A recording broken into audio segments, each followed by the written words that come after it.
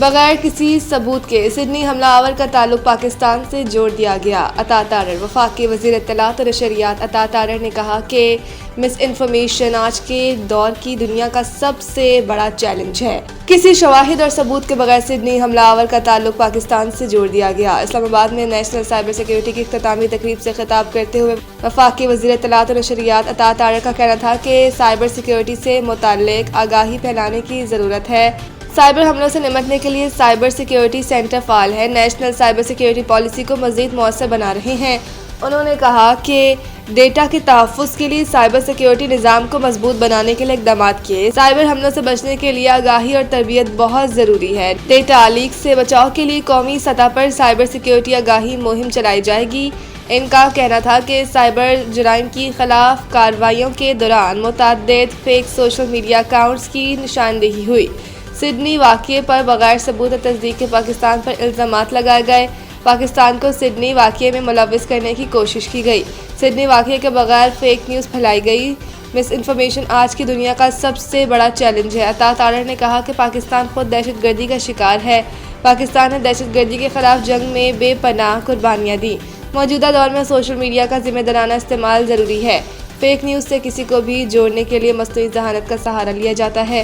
وفاقی وزیر اطلاعات کا مزید کہنا تھا کہ صحافی اور میڈیا عملے کے لیے ورکشاپس اور تربیت کے پروگرام ترتیب دیے جا رہے ہیں تاکہ ڈیجیٹل غلط معلومات کے پھیلاؤ کو روکا جا سکے۔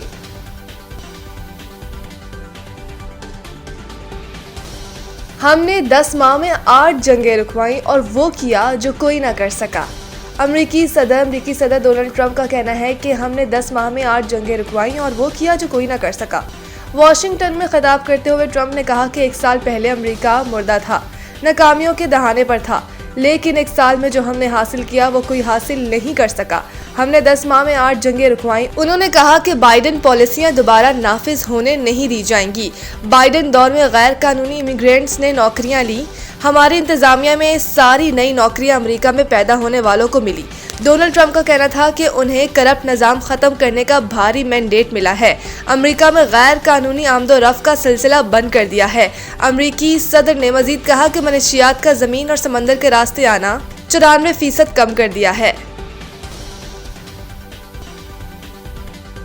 لانس نائک محمد محفوظ شہید نشان حیدر کی 54ویں برسی مسلح افواج کی جانب سے شاندار خراج عقیدت۔ راولپنڈی ISPR کے مطابق chief of defence forces field marshal Syed Asim Munir, air chief marshal Zaheer Babar Sidhu اور نیول چیف ایڈمرل نوید اشرف نے نشان حیدر کے حامل لانس نائک محمد محفوظ شہید کے 54ویں یوم شہادت کے موقع پر انہیں زبردست خراج عقیدت پیش کیا۔ پاک فوج کے شعبہ تعلقات عامہ ISPR نے کہا کہ لانس نائک محمد محفوظ شہید بہادری، قربانی اور مادر وطن سے بے لوث عقیدت کی عظیم مثال ہے۔ 1971 کی جنگ کے دوران واگا سیکٹر پر انہوں نے دشمن کا ڈٹ کر مقابلہ کرتے ہوئے غیر معمولی جرأت کا مظاہرہ کیا۔ شدید زخمی اور مسلسل دشمن کی فائرنگ کے باوجود وہ بے خوف ہو کر آگے بڑھے اور جام شہادت نوش کیا۔ بیان میں کہا گیا کہ جنگ میں لانس نائک محمد محفوظ شہید کی بہادری پاکستان کی مسلح افواج کی تاریخ کے روشن ترین بابوں میں سے ایک ہے۔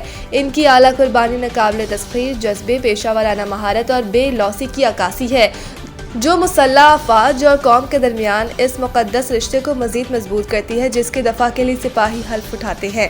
ISPR کے مطابق شہید کی برسی پر مسلح افواج نے ملک کی خود مختاری اور سلامتی کے تحفظ کے لیے اپنے غیر متزلزل عزم کا اعادہ کیا اور اس عہدے کی تجدید کی کہ قوم کے ہیروز کی قربانیاں کبھی فراموش نہیں کی جائیں گی۔ قطر کے ساتھ سرمایہ کاری اور تجارت میں تعاون بڑھانا چاہتے ہیں۔ صدر مملکت آصف علی زرداری نے کہا کہ قطر کے ساتھ سرمایہ کاری اور تجارت میں تعاون بڑھانے کے خواہاں ہیں۔ اپنے بیان میں صدر پاکستان آصف علی زرداری نے ریاست قطر کے قومی دن پر مبارکباد پیش کی اور امیر قطر شیخ تمیم بن حمد الثانی اور قطری عوام کے لیے نیک تمناؤں کا اظہار کیا۔ صدر مملکت کا کہنا تھا کہ پاکستان اور قطر کے تعلقات مشترکہ اقتدار اور باہمی احترام پر مبنی ہیں۔ دونوں ممالک کے درمیان قریبی اور دریپا برادرانہ تعلقات قائم ہیں۔ امیر قطر کی قیادت میں قطر نے نمایاں ترقی اور کامیابیاں حاصل کی۔ انہوں نے کہا کہ خطے اور عالمی سطح پر قطر کا مثبت کردار قابل تحسین ہے۔ قطر کے ساتھ سرمایہ کاری اور تجارت میں تعاون بڑھانا چاہتے ہیں۔ توانائی، زراعت اور ٹیکنالوجی میں شراکت داری کو فروغ دیا جائے گا۔ افرادی قوت اور عوامی روابط دونوں ممالک کے تعلقات کی بنیاد ہیں۔ آصف علی زرداری نے پاکستان اور قطر کی دوستی مزید مضبوط بنانے کے عزم کا بھی اظہار کیا۔ دوسری جانب صدر مملکت آصف علی زرداری نے عالمی یوم کسان کے موقع پر پاکستان کے کسانوں کو خراج تحسین پیش کیا۔ اپنے بیان میں صدر مملکت آصف علی زرداری نے کہا تھا کہ پاکستان کا کسان ملکی معیشت، غذائی خود کفالت اور دیہی ترقی کی بنیاد ہے۔ خود زراعت سے وابستہ گھرانے سے تعلق رکھنے کی وجہ سے کسانوں کی محنت، کامیابی اور مشکلات کا بخوبی ادراک ہے۔ پنجاب سمیت مغربی اور بالائی علاقوں میں بارشوں اور برف باری کی پیش گوئی۔ ترجمان PDMA کے مطابق پنجاب کے بیشتر اضلاع میں 20 سے 22 دسمبر تک بارش اور برف باری کا امکان ہے۔ PDMA کا کہنا ہے 20 اور 21 دسمبر کے دوران پنجاب کے پہاڑی علاقوں میں گرج چمک کے ساتھ بارش اور برف باری متوقع ہے۔ راولپنڈی، مری گلیات، پوٹھہار ریجن میں بارش اور برف باری کا امکان ہے۔ DG PDMA عرفان علی کاٹھیا کے مطابق 20 سے 21 دسمبر کے دوران لاہور، شیخوپورہ، سرگودا، خوشاب، فیصل آباد، حافظ آباد، گجرانوالہ، منڈی بہاؤالدین، گجرات، سیالکوٹ، جھنگ، توبہ ٹیک سنگھ میں بھی ہلکی بارش ہو سکتی ہے۔ بارشوں کے باعث دھند و اسموگ کی صورتحال میں کمی واقع ہوگی۔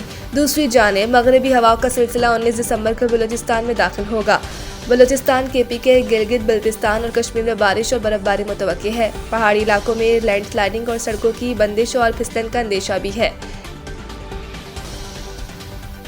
انڈر-19 سہ ملکی سیریز اور انڈر-19 ورلڈ کپ کے لیے قومی اسکواڈ کا اعلان۔ تفصیلات کے مطابق فرحان یوسف دونوں ایونٹس میں پاکستان انڈر-19 ٹیم کی قیادت جاری رکھیں گے۔ سہ ملکی سیریز میں زمبابوے میں 25 دسمبر 2025 سے 6 جنوری 2026 تک پاکستان، افغانستان اور میزبان زمبابوے کے درمیان کھیلی جائے گی۔ ICC انڈر-19 ورلڈ کپ 15 جنوری سے 6 فروری تک نامبیا اور زمبابوے میں کھیلا جائے گا۔ دونوں ٹورنامنٹس 50 اوور فارمیٹ میں کھیلے جائیں گے۔ انڈر-19 ایشیا کپ کھیلنے والی پاکستان انڈر-19 کی ٹیم میں صرف ایک تبدیلی کی گئی ہے۔ محمد حذیفہ کی جگہ عمر زیب کو ٹیم میں شامل کیا گیا ہے۔ پاکستان انڈر-19 ٹیم سہ ملکی سیریز میں کم از کم 4 میچز کھیلے گی۔ فرحان یوسف کپتان، عثمان خان نائب کپتان، عبدالسبحان، احمد حسین، علی حسین بلوچ، علی رضا، دانیال علی خان، حمزہ ظہور، حذیفہ حسن، مومن قمر، محمد سیام، محمد شیان، نقاب شفیق، سمیع منہاس۔